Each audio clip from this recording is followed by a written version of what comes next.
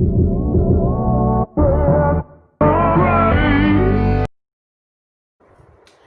Guys, welcome back to my channel. और आज के इस वीडियो में हम बिहार इलेक्शन के ऊपर बहुत ही एक्सक्लूसिवली बात करेंगे। हम क्या क्या देखेंगे इस वीडियो में, तो सबसे पहले हम देखेंगे कि बिहार के बारे में बात करना क्यों ज़रूरी है, why Bihar elections are important, कौन कौन सी पार्टी है जो बिहार इलेक्शन में कंटेस्ट कर रही है और कितने सीटों के लिए कंटेस्ट कर रही है, बिहार की इलेक्शन के लिए हर एक पार्टी का मैनिफेस्टो क्या है।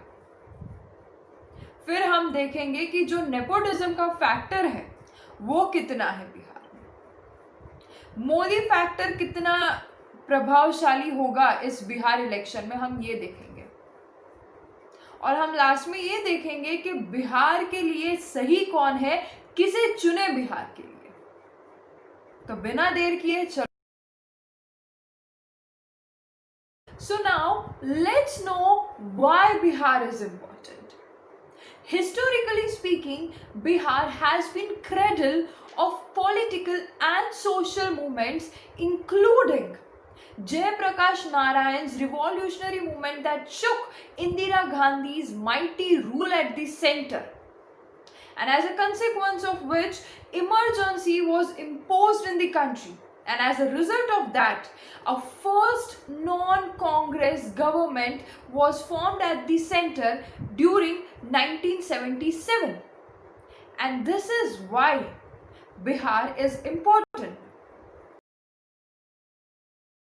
Let's talk about why Bihar elections are important.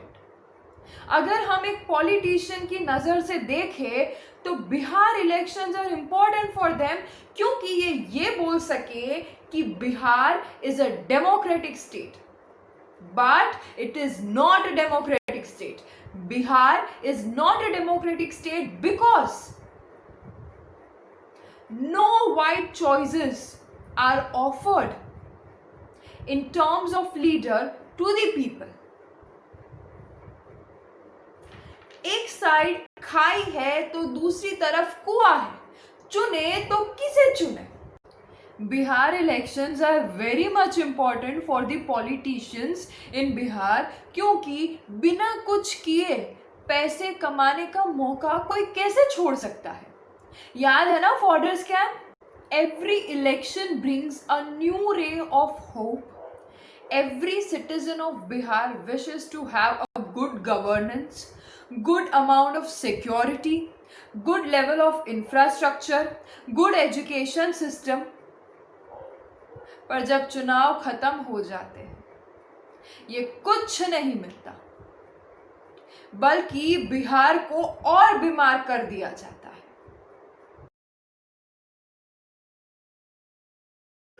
ठीक है, तो अब बात करते हैं कि कौन कौन सी पार्टी चुनावी मैदान में उतरी है। तो सबसे पहले भाजपा और जेडीयू।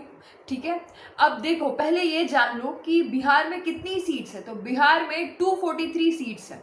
अब भाजपा और जेडीयू में सीट्स का डिस्ट्रीब्यूशन कैसे हुआ है, तो 50-50% डिस्ट्रीब्यूशन है सीट्स का उनके कैंडिडेट्स के लिए। ठीक है, उसके बाद है एलजेपी, ठीक है, लोक जनशक्ति पार्टी। इसका नेतृत्व कर रहे हैं चिराग पासवान, जो कि है रामविलास पासवान के बेटे। पर इनका जो केस है ना वो थोड़ा सा टेढ़ा है। वो अपने कैंडिडेट्स सिर्फ नीतीश कुमार की पार्टी के खिलाफ खड़े कर रहे हैं, क्योंकि ये ऐसा समझते हैं, मतलब इनका एजेंडा है असंभव नीतीश। ठीक है, तो ये सिर्फ नीतीश कुमार के विरुद्ध अपने कैंडिडेट्स खड़े कर रहे हैं, आई मीन टू से जेडीयू के खिलाफ। जहां पर भाजपा के कैंडिडेट्स है वहां पर ये कंटेस्ट नहीं कर रहे हैं। ठीक है, अब तीसरा है महागठबंधन। तो उसमें है कांग्रेस, फिर है कम्युनिस्ट एंड आरजेडी। ठीक है, अब इसमें सीट का डिस्ट्रीब्यूशन कैसे हुआ है, जो कम्युनिस्ट है वो 20 या 30 के बीच में जितनी सीट्स है उसके आसपास लड़ेगी, उसके मतलब इतने पे लड़ेगी। जो कांग्रेस है वो 70 सीट्स पे लड़ेगी, और जो आरजेडी है वो 144 सीट्स पे लड़ेंगे, ठीक है। और अब लास्ट पार्टी जो है वो है पुष्पम प्रिया की पार्टी, उसका नाम है प्लूरल्स पार्टी, ठीक है। ओके तो अब देखते हैं कि मैनिफेस्टो क्या है एलजेपी का, ठीक है। तो they are promising of caste and religion free society, film city and coaching city, wifi in SC/ST schools, Bachelor of Education college in every district, sponsorship for mass wedding at block level, FIR against official if files are not cleared on time. RJD has promised to give 10 lakh government jobs. It will fill the vacancies of teachers in the school. It would create international level sports university. New industrial policies would be implemented. Fair MSPs would be given to the farmers.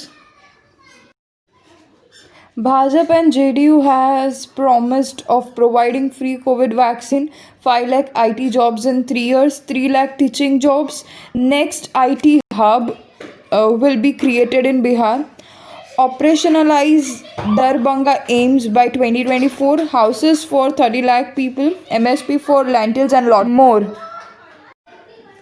One thing which we can conclude from the manifesto and the promises they have made is that the politicians are good at making good promises, but they are very bad at keeping these promises. So now let us know the truth of this Bihar election. All major parties contesting in Bihar phase 2 election have given tickets to 47% to 64% candidates who have declared criminal case against them. On financial background, as per the analysis, candidates out of 1463, 495 and 34% of them are crorepati's. Okay, and when we see the educational level of this candidate, 602 candidates वो सिर्फ 12वीं पास है या 5 से 12वीं तक ही पढ़े हैं। 122 कैंडिडेट सिर्फ लिटरेट है, 5 कैंडिडेट जो है वो इलिटरेट है एंड 13 कैंडिडेट है वो डिप्लोमा होल्डर्स है।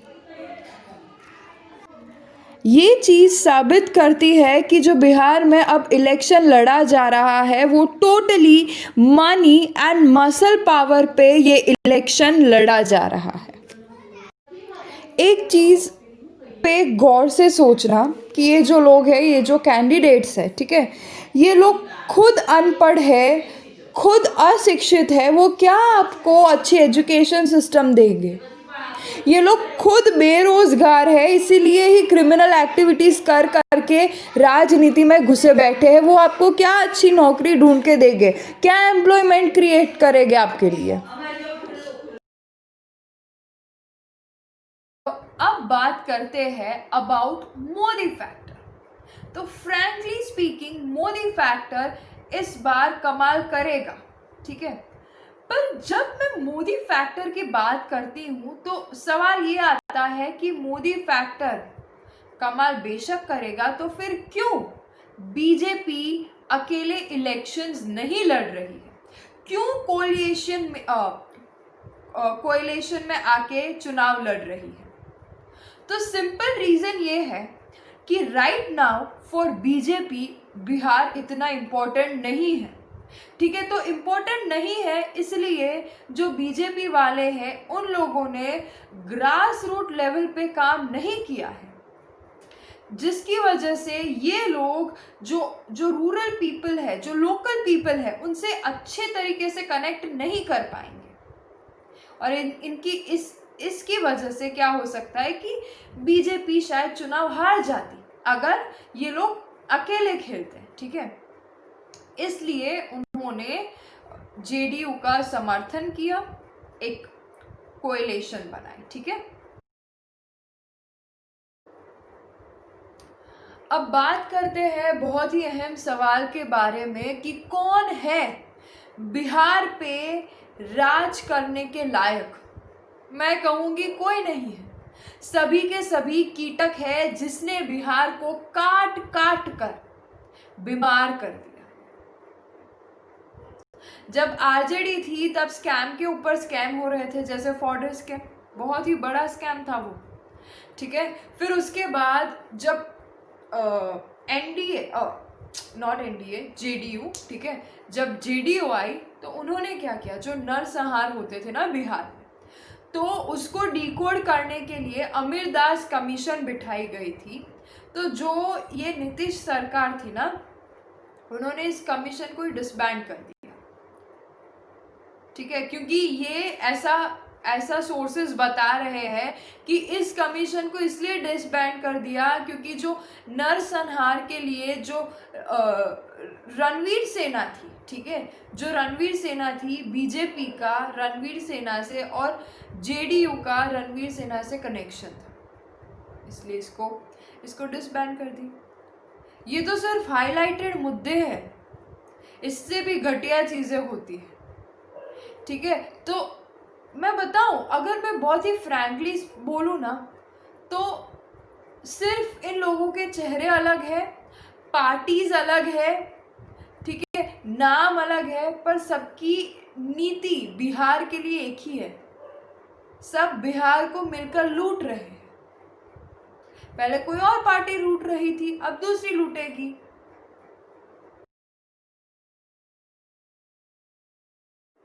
देखो, वैसे तो सभी के सभी नालायक है, कोई भी बिहार के लायक नहीं है, पर जैसे इलेक्शन हो रहे हैं तो किसी ना किसी की सरकार बनेगी।